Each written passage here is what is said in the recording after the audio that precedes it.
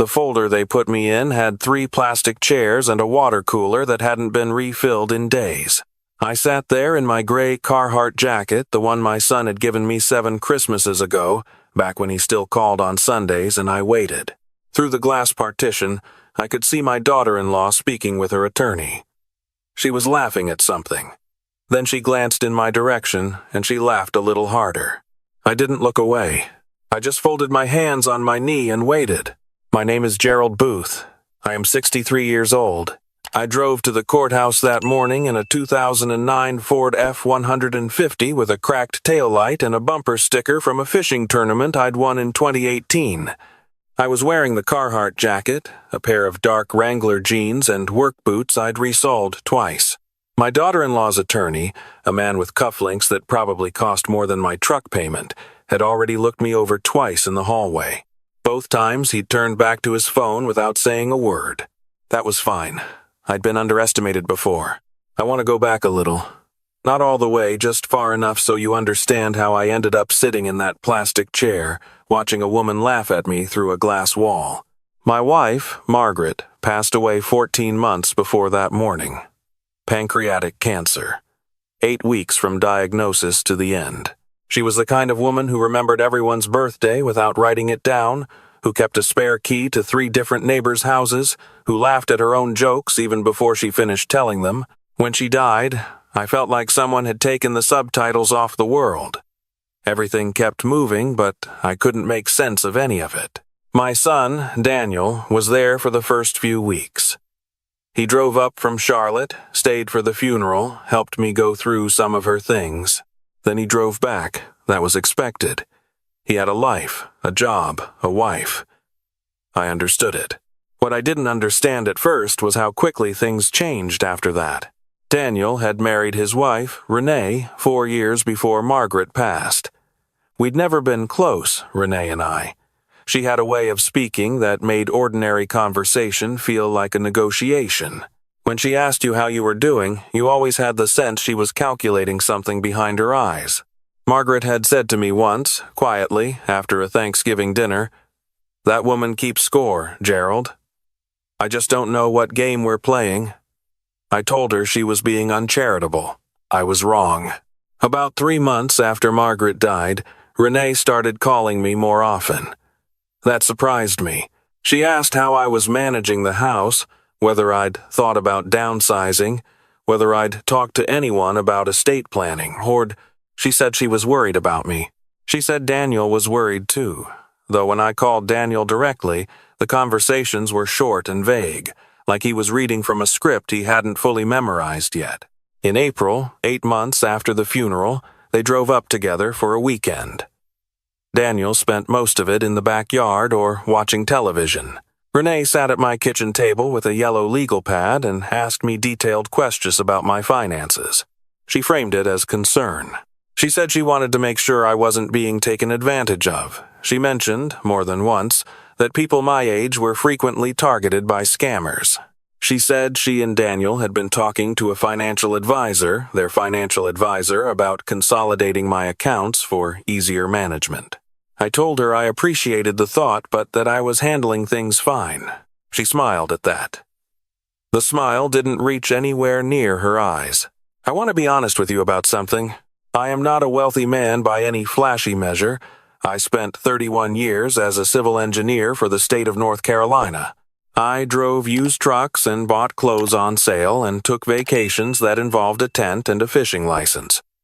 But Margaret and I had been careful.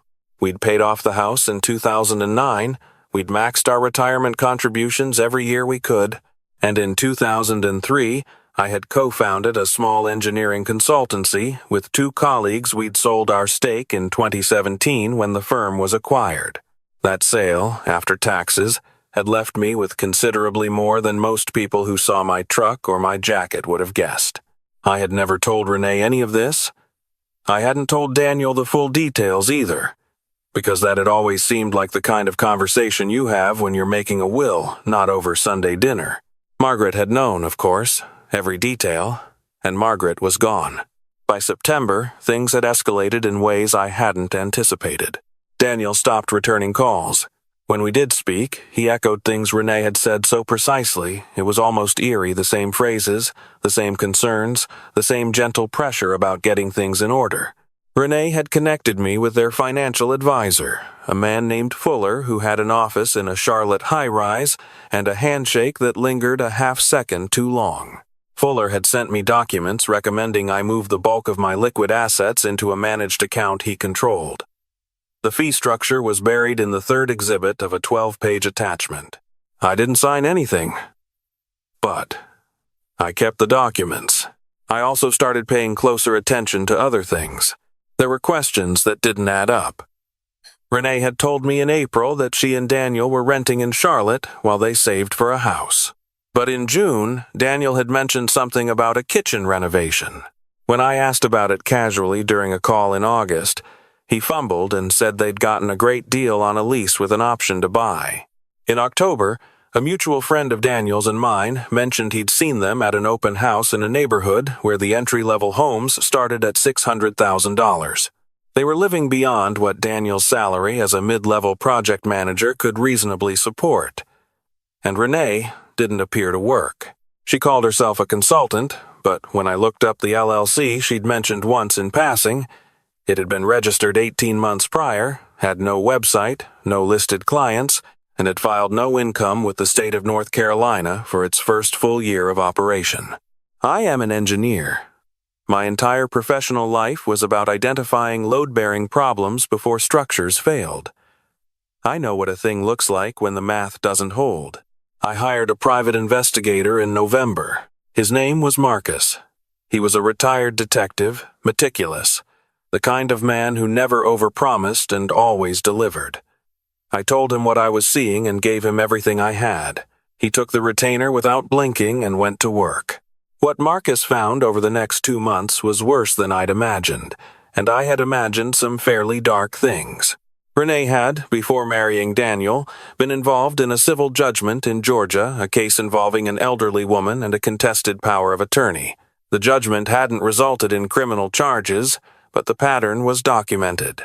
In the years since, she had built what could most charitably be described as a business around proximity to older individuals with assets and reduced family oversight.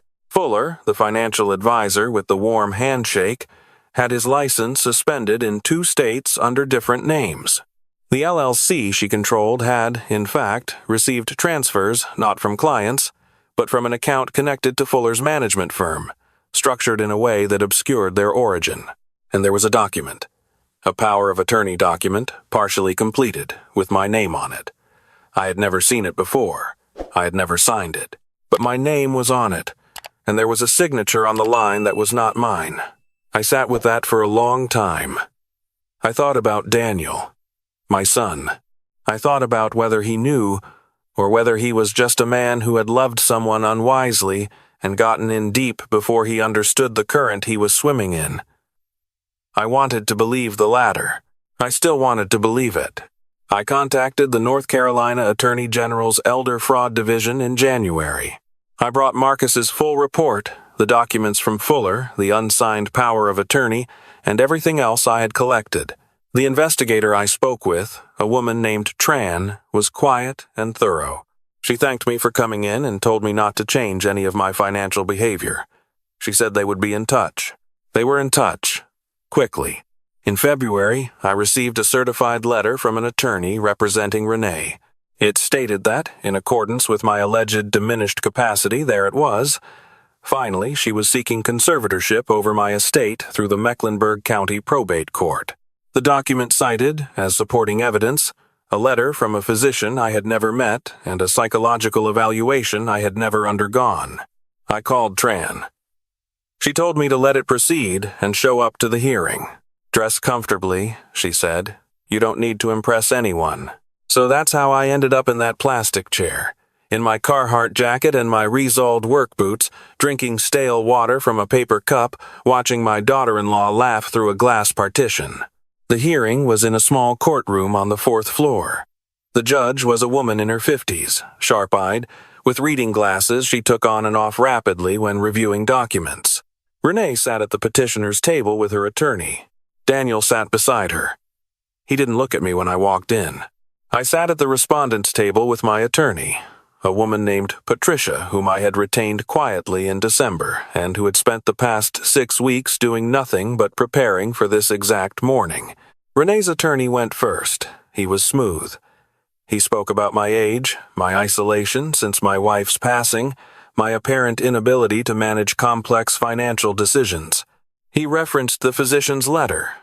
He referenced the psychological evaluation. He used the phrase vulnerable adult 4 times in his opening. He painted a picture of a confused old man rattling around in a too-big house, susceptible to fraud, in need of protection. He gestured at me once during this. Not unkindly, but with the particular condescension of someone who has already decided the outcome.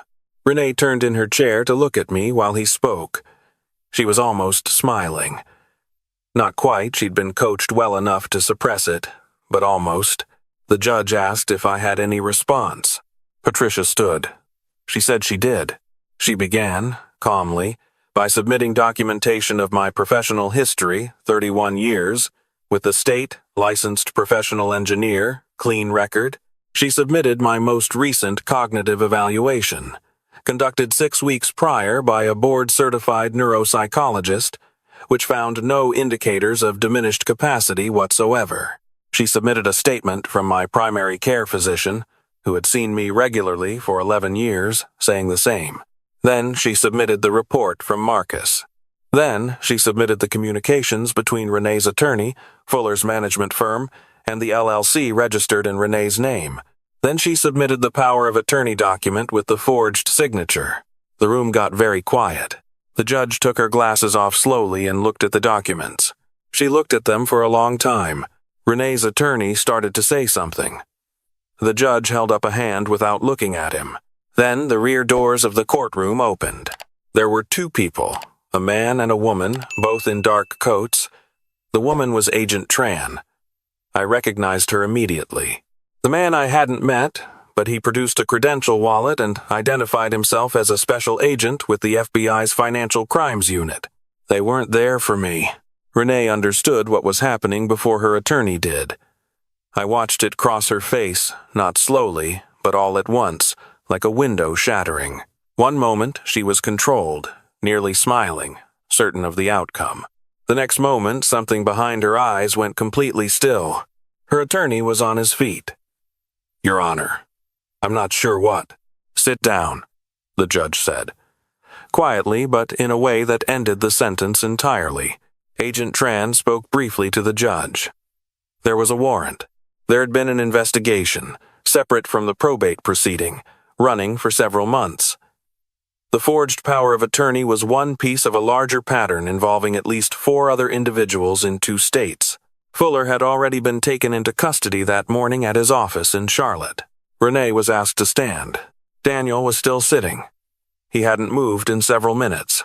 His hands were flat on the table in front of him, and he was staring at the wood grain like it might tell him something useful. I watched my daughter-in-law leave the courtroom with Agent Tran and a courthouse marshal on either side of her. She didn't look at me. She looked straight ahead, her face completely emptied of expression, all that careful calculation gone somewhere I couldn't see. The probate petition was dismissed. The judge noted for the record that the supporting documents, the physician's letter, the psychological evaluation, had been submitted to the state licensing board for review, as both appeared to bear the names of practitioners who had not, in fact, conducted any such evaluations. Patricia gathered her papers. She patted my hand once before standing up. I stayed in my seat for a moment. The courtroom cleared around me. The clerks moved through their quiet routines. Someone opened a window, and a rush of February air came in, cold and clean. Daniel was still at the table. I don't know how long we sat there, the 2 of us, 10 feet apart in an emptying room. Eventually, I heard him exhale. It was a long, unsteady sound, like something deflating that had been overpressurized for a long time. "Jad," he said. I looked at my son. He was 41 years old. He looked, in that moment, much younger than that.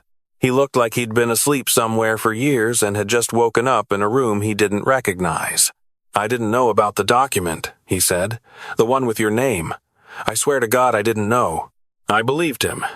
I want to be clear about that, not because it absolved anything, but because I have known my son since before he could walk, and I know what his face looks like when he's telling the truth.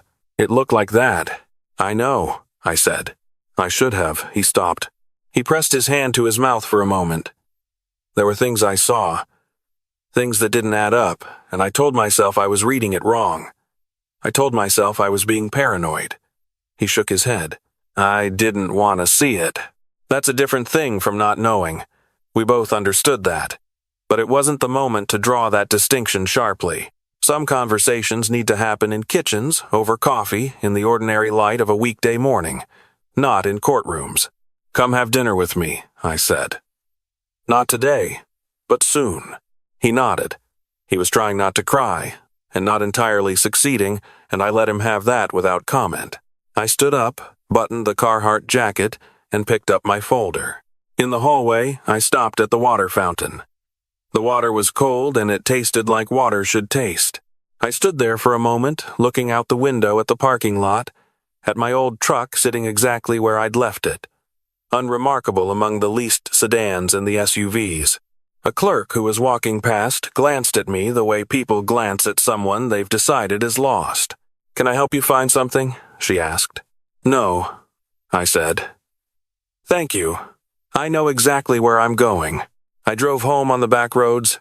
I do that sometimes take longer than I need to because the longer way has better scenery. Margaret used to tease me about it.